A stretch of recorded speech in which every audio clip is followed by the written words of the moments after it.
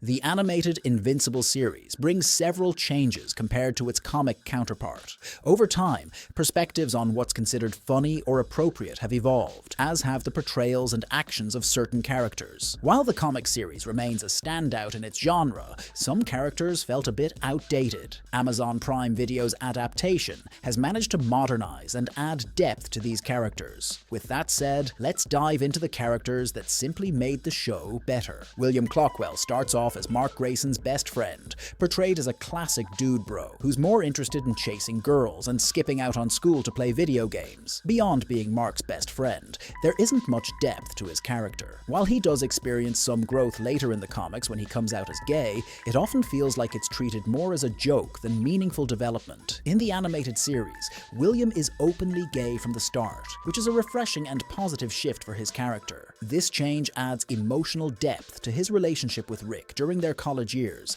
making it feel more authentic. It also enhances his friendship with Mark, as William's awareness of his own identity brings an added layer of fun and camaraderie to their dynamic. Rex Splode comes off as arrogant, brash, immature, and rude, yet he's still a hero. His character is far from kind, often shrugging off responsibility due to his childish behavior, which hurts those around him, like when he cheated on Atom Eve. In the comics, Rex's irresponsibility continues unchecked until the very end, when he makes a final, selfless sacrifice to prove that he truly is a hero at heart. Although Rex has many negative traits, he remains funny and charismatic with his team, often fighting to protect them, aside from his arrogance. In the animated series, his character is further developed, where Rex's antics are toned down, and he starts making more selfless decisions for the sake of others. Atom Eve is one of the standout characters from Invincible, with her journey as a hero and her growing romance with Mark being some of the most legendary moments in the comic. But there are aspects of her character, such as her ability to alter her appearance in ways that cater to objectifying views,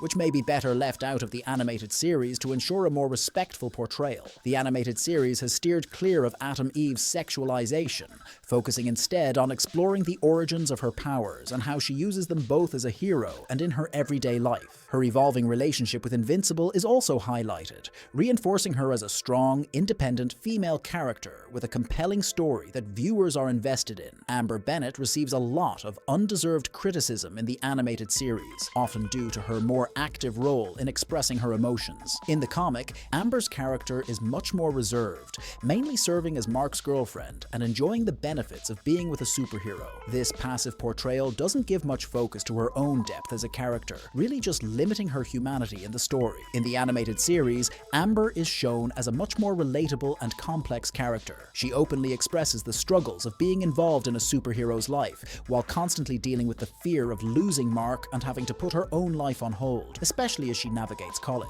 Her emotions are genuine and provide a deeper exploration of the trials in maintaining a relationship with someone who possesses godlike powers. The Immortal can be an exasperating character, and that's understandable. While he possesses immense powers, including enhanced strength, flight, and the immortality curse, he's still fundamentally human, not a Viltrumite like Mark. This flaw often makes his arrogance stand out, especially in his disputes with Mark, where the tension seems to stem from nothing more than his animosity toward Mark's father. His attitude can come off as overly pompous, creating another added layer of frustration. In the animated series, the Immortal retains many of his classic traits, but is portrayed in a more respectful light compared to his comic counterpart. He's shown to have more depth, and we even see him acknowledge his mistakes, to the point where it wouldn't be crazy to see him shake Mark's hand after realizing he was wrong. This development presents a layer of maturity to his character, making him more of a human. A big part of this transformation can be attributed to Ross Marquand's excellent voice performance, which gives the character more emotional nuance. Donald Ferguson plays an important role as Cecil Stedman's right-hand man in the comics, dedicated to protecting the world as part of the Global Defense Agency. His loyalty to Cecil is unwavering, and his character doesn't evolve much beyond this. In the comics, Donald is willing to sacrifice himself repeatedly for the greater good,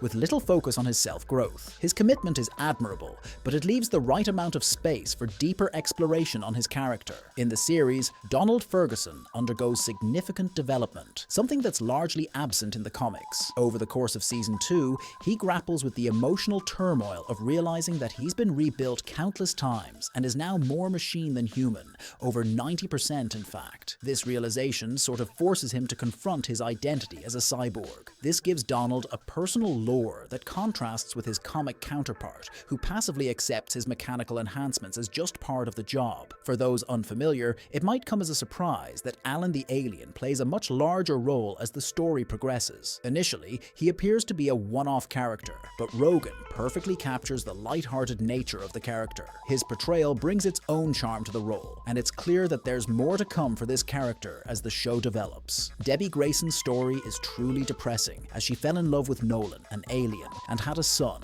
only for their seemingly perfect life to be shattered when her husband revealed his true Viltrumite identity. The pain she felt when Nolan referred to her as a pet in front of their son is insane, and it's something Debbie struggles to move past. The emotional weight of losing the man she loved, coupled with the realization that he never truly cared for her, has left her dealing with unfathomable heartbreak. In comparison to the comics, where Debbie is portrayed as a loving stay-at-home mom focused on raising Mark and Oliver, the animated series adds much more depth to her character by allowing viewers to witness her journey through grief. The show explores how she struggles to regain her independence after the loss of Nolan, making her a more complex and relatable character as she navigates her personal healing.